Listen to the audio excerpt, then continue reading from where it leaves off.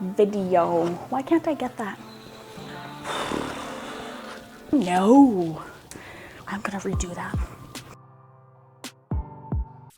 Hey everyone, Krissy here, coming at you. No, I'm not coming at you with anything. Hey everyone, Krissy here with 2 sheep, 1 wheat, and today's video I have an overview and a review for you if you choose to stick around to the end. And I am doing today's video on Wingspan. Now Wingspan is a 1 to 5 player game. It is a tableau building and it is all about birds. You're playing birds, you can feed your birds, you can lay eggs, and whoever has the most points at the end of the game wins. Now this game is played over 4 rounds, and at the end of every single round you are scoring points based on the objective of that round. Now for this overview and review, I am playing with the Oceania expansion and I am playing with the European expansion. Now the only things different is that the European expansion adds more cards, more tokens for food. It adds different bonus tiles and things like that. Now with the Oceania expansion, you actually get this whole new board here because they actually added an extra resource. You have pollen now, and it's basically like a wild food. So you can pay for things like that, and it actually gives you bonuses towards the end too. Whoever has the most would get the most points for it. So let's go ahead and start with the player area. So set up for players are obviously the boards, because that's what you're going to be placing your cards down on. Now you get all 5 of the regular resources, and you'll get this one after, but you get that one after because they don't want you giving it away. So what you're doing is you get 5 cards and you would choose whichever ones that you want. Now, what I usually do is look at my personal objectives too, which you get 2 of. Everybody gets 2, you get to choose 1. They do have a percentage down here, so I think I'm gonna go with the highest one. So you would discard the other one that you do not want. Now this one is birds with wingspans over 65 centimeters. So I'm gonna go through my cards, and I'm going to pick the ones that have over 65 centimeter wings. So now I'm going to get rid of these 2 cards. Well, maybe I'll keep this one just because it's a high value. So I'll keep 3. Now with the cards that you decide not to keep, I'll just stick that one to the side. You would put them in your discard pile. Now however many birds that you decide to keep, that is how many resources that you have to put back into the supply. So I'm keeping 3, so I would have to get rid of 3. I'm going to get rid of these ones. Those are the ones that I would get rid of. And then now you get to keep your pollen. So that is how that would be set up, and that's how you would start the game. Now throughout the game, you have cubes, these cubes right here, and that is to track your round, or how many turns you have per round. So there are 4 rounds, like I said, and the 4 rounds would be here, and these are tracked. You get to choose any of these, you get to shuffle them and everything, and eeny, meeny, miny, mo, you get to pick one of these, and they're all different. So whenever you're playing your game, you want to make sure that you're paying attention to the objective for that round that you're playing. So for your first round, you'd want to get birds with tucked cards underneath, which would be, I guess, a little bit hard since it's your first round that you're playing.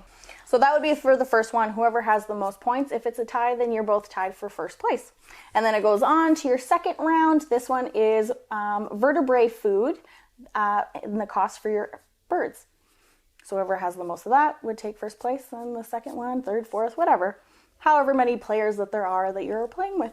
So your third round in this one would be birds in the field area here. And for your 4th round and last round, you are counting birds with this type of nest. The bowl nest? No, I'm just gonna go with egg nest.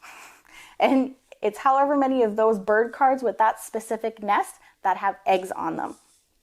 So once all those 4 rounds are done, then you would calculate all your points that you got for the rounds, and then you would calculate your birds, which would be these costs right here.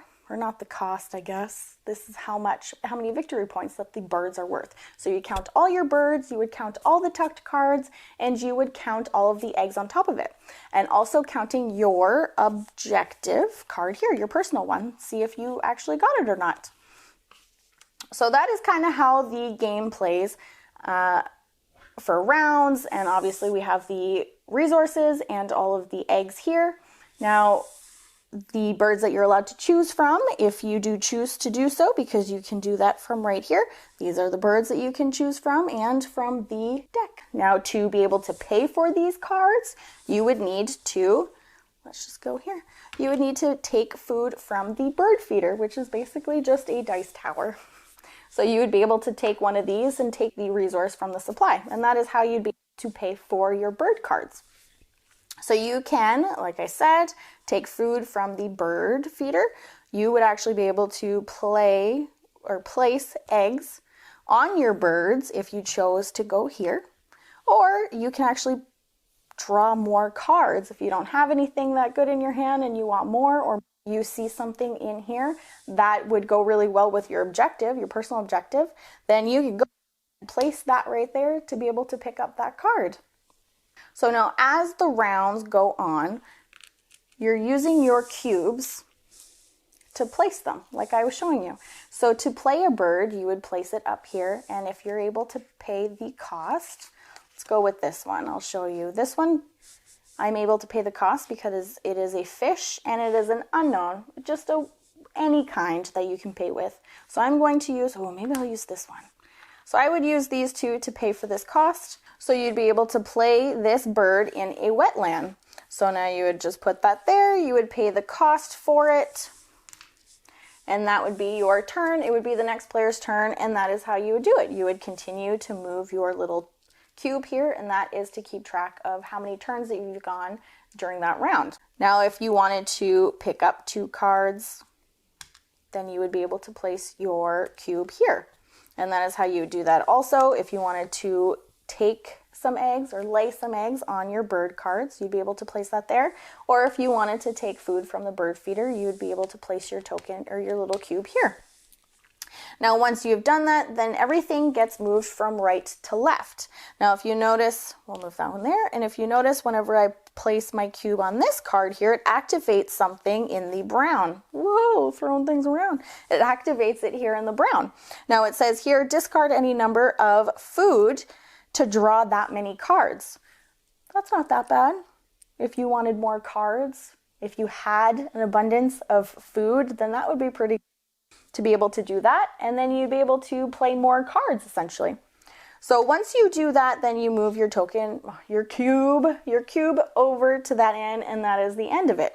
Now, as you have more cards that are laid out, the benefits start getting better. This one, you'd be able to take 2 cards, but you'd also be able to spend 1 resource to reset the tray of birds.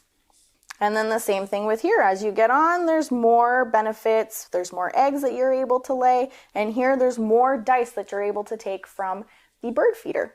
Now, once you get down to your last cube, and say everything is moved over, that would trigger the end of the round. Then you would see the person who had the most cards tucked underneath of their cards, and that would be the winner. But you're also taking a cube, and that is how you are tracking who is the winner and who is not. Which means your next round, your second round, you have 1 turn less. And every round that ends and you are tracking who won or who had the most vertebrae food in the bird cost, or cards with tucked cards underneath of it, every single round you're getting less and less and less. So for the second and third, and then you would go on to the last round, and then you're only left with 4 turns. It's kind of nifty that how they did that, because you're able to play more cards down because you have more turns in the first round, but you don't have the resources to pay for those cards, and you might only get them later on, maybe second or third round, but then you don't have as many turns to play. So it's a little strategic that you have to think about it. I always do pretty well at this game. It's an easy game to understand. Really, you're just playing birds. You just need the resources to play the birds. And you need to come up with the most points towards the end. The famous last words, last round, last turn is, I might as well lay some eggs. And that is honestly the truth with this game. Now, normally whenever we play this game, we do normally play this game during the day. It hasn't really been a game that we play at night. We leave that to a little bit more heavier games or games that take a little bit longer. Now, I think this game lasts, where did I see it? It says 40 to 70 minutes, but I feel like this game goes by pretty quick. I'd say that you could get a game in under an hour. Like I said, we usually get this game in during the day. It's pretty easy setup. It's pretty easy to understand. If you need to get up and deal with something, then you can come back and you kind of know where that you left off. Just like us, we do have kids. It's easy enough of a game to get in during the day. And because there are so many cards with this, we tend to play 2-3 games in a row just because we don't have to shuffle in all of the cards. We just leave whatever was discarded and use a new stack. So that is a good thing that this game came with so many bird cards. Because the expansions too, it added a whole bunch of different cards. You can tell which ones are which because they have the initials of the expansion down at the bottom corner.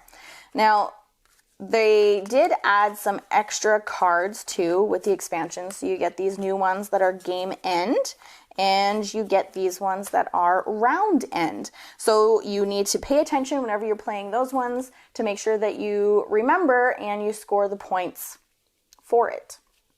You wouldn't want to not score your points and potentially lose some. Every single card in Wingspan is a different type of bird. They're all different colors, they're all different species, they're all everything. They're different wingspan length. They are all different, they are all gorgeous, they are all beautiful. Some of the benefits here down at the bottom, whenever you activate them, a lot of them are the same. But I would say just because the cards are different birds, it kind of makes it like they are different cards. But here's just some examples of the birds. You also get these nice benefits here whenever you play them. So when you play them, when they're activated, at the end of the rounds, at the end of the turn, in between turns too. There's these red ones here in between turns. So if your opponent is doing something, then you'd be able to get a benefit from it too. Look at all these. I can't even pronounce half of these. And it's nice too, down at the bottom, they let you know where the birds are actually located, where they're from. It does give their scientific name in all of these cards too. And there is an app that you can download that whenever you scan the cards, you can listen to the sound that the birds make. So like I said, there are a slew of cards. There's just a whole bunch of them. Now, I wasn't sure about storage-wise. Now, the box does come with a little image on the side that shows you exactly where everything goes, and that definitely comes in handy, definitely helpful. But one of the expansions did come with an extra box and a lid, and I thought for sure I was going to have to use them, but the side of the box didn't show how you'd be able to use 2 containers in there. And I do want to let you know that you can fit all of the bird cards inside of the box. In this box here, you can fit all of them, just so that you know. Now, I know that usually you'd want to store these cards, but they won't fit in there if you're fitting all the bird cards, I'll tell you that.